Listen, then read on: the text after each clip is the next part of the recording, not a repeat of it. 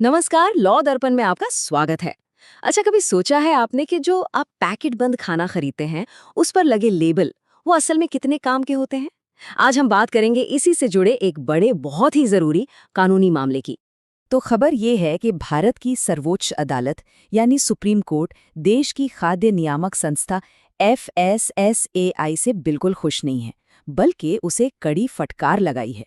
और मुद्दा क्या है? मुद्दा है हमारे आपके पैकेट बंद खाने पर लगने वाले हेल्थ लेबल्स का। एक ऐसा मामला जिस पर आप कह सकते हैं सालों से कोई ठोस प्रगति हुई ही नहीं है। देखिए, अदालत ने कितने सीधे और कड़े शब्दों में कहा। प्रीमा फेसी हमारा ये मानना है कि अब तक जो भी कोशिश की गई है उसका कोई भी पॉजिटिव या अच्छा नतीजा नहीं निकला है। समझिए, ये सिर्फ कुछ शब्द नहीं है, ये सालों की देरी पर अदालत का बढ़ता हुआ गुस्सा है, उसका असंतोष है। तो अब सवाल ये उठता है कि आखिर ये मामला सुप्रीम कोर्ट की दहलीज तक पहुंचा कैसे?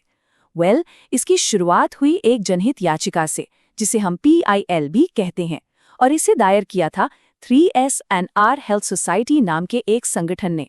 और देखिए, याचिकाकर्ताओं का तर्क बहुत ही सीधा और सरल था। उनका कहना था कि भाई, हर नागरिक को स्वास्थ्य का अधिकार है।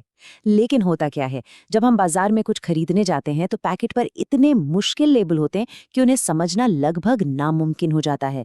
तो उनकी मांग बस इतनी थी कि पैकेट के ऊपर ही एकदम सामने साफ साफ चेतावनी वाले लेबल हों। ऐसे लेबल जो बस एक नज़र में बता दें कि अरे, इसमें तो चीनी, नमक या फैट बहुत ज्यादा है। अब जरा इस टाइमलाइन पर गौर कीजिए, इससे पूरी कहानी साफ हो जाएगी। देखिए, बात शुरू हुई थी 2022 में, जब FSSAI ने अपना एक ड्राफ्ट मॉडल पेश किया। फिर मामला आगे बढ़ा और अप्रैल 2025 में सुप्रीम कोर्ट ने एक सीधा सा आदेश दिया, 3 महीने के अंदर इसे फाइनल कीजिए। लेकिन हुआ क्या? समय बीतता चला गया और फिर जनवरी 2026 में, मतलब आदेश के कई महीने बाद, FSSAI अपनी रिपोर्ट लेकर कोर्ट पहुंची। और जब फरवरी 2026 में इस पर सुनवाई हुई तो कोर्ट ने अपनी गहरी नाराजगी जाहिर की। तो आप देख सकते हैं, ये तारीखें साफ साफ दिखाती हैं कि इस पूरी प्रक्रिया में कितनी ज्यादा देरी हुई है। तो सवाल ये है कि इतने सालों की मशक्कत के बाद FSSAI आखिर क्या समाधान लेकर आया? उन्होंने एक स्टार रेटिंग सिस्टम का प्रस्ताव रखा। इसका नाम था इंडियन न्यूट्रिशन रेटिंग, या शॉर्ट में कहें तो INR। चलिए जरा समझते हैं कि ये सिस्टम आखिर था क्या। तो देखिए, ये सिस्टम काम कुछ ऐसे करता था। ये सिर्फ चीनी और नमक जैसी, मतलब जो खराब चीजें उन्हीं को नहीं देखता था, ये प्रोटीन और फाइबर जैसी अच्छी चीजों को भी ध्यान में रखता था। फिर इन सबको मिलाकर एक फाइनल स्कोर दिया जाता था, आधे स्टार से लेके 5 स्टार तक की रेटिंग। अब सुनने में तो ये काफी अच्छा लगता है ना? लेकिन इसकी आलोचना करने वालों का कहना था कि इसमें एक बड़ी खामी है। कंपनियां क्या कर सकती थीं कि बहुत ज्यादा चीनी वाले प्रोडक्ट में थोड़ा सा फाइबर डालकर उसे भी एक हेल्दी रेटिंग दिलवा सकती थीं। और हुआ भी वही जिसका डर था। जनता को ये आइडिया कुछ खास पसंद नहीं आया। आप यकीन करेंगे, FSSAI को इस स्टार रेटिंग सिस्टम पर 14,000, जी हां, 14,000 से भी ज्यादा आपत्तियां और सुझाव मिले। मतलब ये कोई छोटी मोटी बात नहीं थी। ये तो एक तरह से इस मॉडल को पब्लिक ने सिरे से नकार दिया था। तो फिर सवाल उठता है कि सुप्रीम कोर्ट ने FSSAI की रिपोर्ट को आखिर खारिज क्यों किया? सबसे मजेदार बात यह है कि इसका जवाब कहीं और नहीं, बल्कि खुद FSSAI की ही रिपोर्ट में छिपा हुआ था। FSSAI ने अपने हल्फनामे में कोर्ट के सामने खुद ये बात मानी कि 2022 में जो INR फॉर्मेट का ड्राफ्ट जारी किया गया था, उस पर हितधारकों के बीच कोई आम सहमति नहीं है।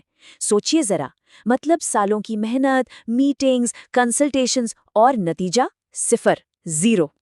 और जब उनसे पूछा गया कि आगे का क्या प्लान है, तो FSAI का जवाब था कि अब वो और रिसर्च करेंगे, सर्वे करवाएंगे और ज्यादा मीटिंग्स करेंगे। अब आप ही सोचिए, कोर्ट के लिए ये कोई समाधान था क्या? नहीं, ये तो बस मामले को और लंबा खींचने का एक बहाना लग रहा था। तो यहाँ पर ये टकराव बिल्कुल साफ नजर आता है। एक तरफ अप्रैल 2025 में कोर्ट का सीधा आदेश था कि काम को फाइनल करो, इसे लागू करो, और दूसरी तरफ जनवरी 2026 में FSSAI का जवाब था कि सहमति तो बनी नहीं, हमें और रिसर्च करनी पड़ेगी।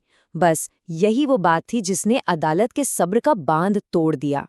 अब जब FSSAI का ये स्टार रेटिंग वाला प्लान पूरी तरह से सवालों के घेरे में आ गया, ठीक तभी सुनवाई के दौरान कहानी में एक नया मोड़ आया। एक बिल्कुल ही अलग और शायद कहीं ज्यादा आसान समाधान सामने रखा गया। याचिकाकर्ता ने कहा, इस मुश्किल स्टार रेटिंग सिस्टम को छोड़िए, इसकी जगह एक सीधी साधी चेतावनी वाली प्रणाली अपनाइए। एक ऐसा सिस्टम जो दुनिया के कई देशों में पहले से ही कामयाब है, और उसका नाम है सिंपल वार्निंग लेबल्स। और ये वार्निंग लेबल्स दिखते कैसे हैं? ये देखिए, बिल्कुल साफ और सिंपल, कोई कंफ्यूजन की गुंजाइश ही नहीं। एक बड़ा सा स्टॉप साइन जैसा डिजाइन जो आपको देखते ही बता दे कि अरे इसमें चीनी बहुत ज्यादा है या नमक की मात्रा ज्यादा है। मतलब कोई कॉम्प्लिकेटेड हिसाब किताब नहीं, बस एक सीधी, सच्ची और स्पष्ट चेतावनी। और जानते हैं, सुप्रीम कोर्ट को ये आइडिया वाकई पसंद आया। अब अदालत ने FSSAI को एक नया और साफ निर्देश दिया है। उन्होंने कहा है कि आप स्टार रेटिंग को फिलहाल भूल जाइए और इस वार्निंग लेबल वाले विकल्प पर गंभीरता से सोचिए। और सिर्फ सोचिए नहीं, एक नया प्लान बनाकर हमारे पास वापस आइए। और इस बार कोर्ट कोई लंबा इंतजार करने के मूड में नहीं है। इस नए निर्देश पर जवाब देने के लिए FSSAI को सिर्फ और सिर्फ 4 हफ्ते का वक्त दिया गया है। ये छोटी सी डेडलाइन साफ दिखाती है कि कोर्ट इस मामले को अब कितनी गंभीरता से ले रहा है। तो अब सबसे बड़ा सवाल यही उठता है कि क्या अगली बार जब हम और आप बाजार जाएंगे तो हमें खाने के पैकेट पर ये साफ सुथरे चेतावनी वाले लेबल देखने को मिलेंगे? इस कानूनी लड़ाई का जो भी नतीजा होगा, वो हम करोड़ों भारतीयों की सेहत और हमारी खाने की आदतों पर सीधा असर डालेगा। लॉ दर्पण में आज के लिए बस इतना ही। धन्यवाद।